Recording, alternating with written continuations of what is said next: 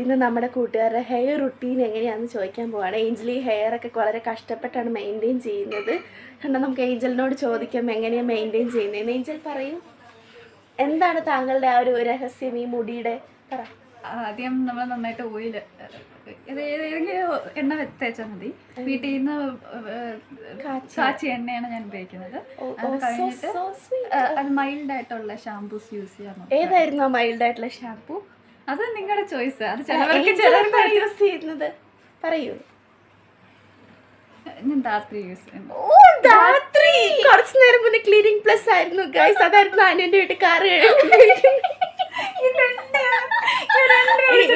ഇനി അനുവിന്റെ ഹെയർ റുട്ടീനിലേക്ക് വരാം.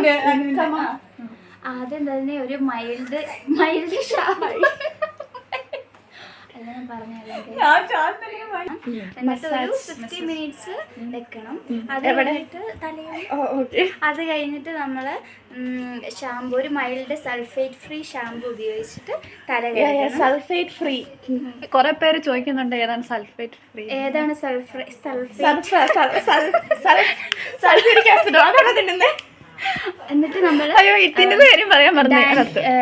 നമ്മള് ഡ്രൈനെസ് മാറ്റാൻ വേണ്ടിയിട്ട് മുടി നന്നായിട്ട് നിക്കാൻ വേണ്ടിയിട്ട്